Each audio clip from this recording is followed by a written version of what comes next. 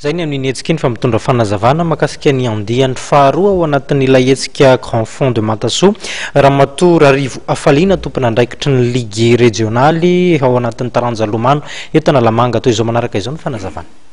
Ny tenako izany dia misolo tena ny ligue régionale de natation any Analamanga izay mikarakara amin'ny lahady 16 novembre ho avy izao ny andiany faharoa amin'ny Grand Fond de Matasoa izay compétition ana Lomano atao amin'ny ranobe fa tsy anaty dobo filomanosana.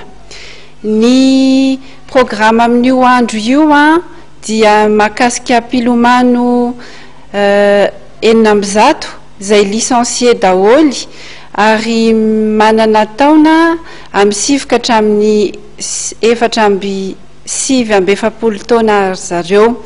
Ny kategoria voasakan'io lanonana ramilahady io dia ny avenir poussin, benjamin minime ary cadet miakatra.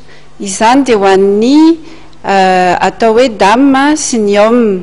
Manaraka izany izay ligue régionale de natation Analamanga dia tsy miasa manokana rery fa fiara-miasa akaiky amin'ny ireo club ao anatin'ny ligue izy io ary indrindrindrindra ny club natation any Jirama any Mandraka izay mikarakara ny logistika rehetra izay any atoerana.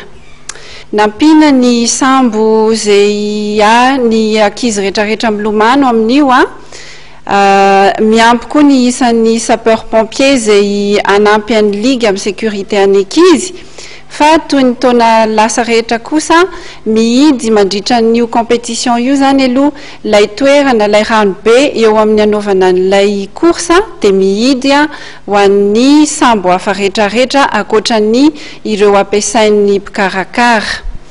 Manaraka an'izany koa dia misy hetsika rehefa vita ny compétition izay natao ampahafantarana ny olona ny zavatra fa azo atao amin'ny rano koa dia démonstration ana ski nautique izy io izay isorana manokana namana nanaiky formé ankizy avy ao Matasoa ihany hanao an'io démonstration io atsika.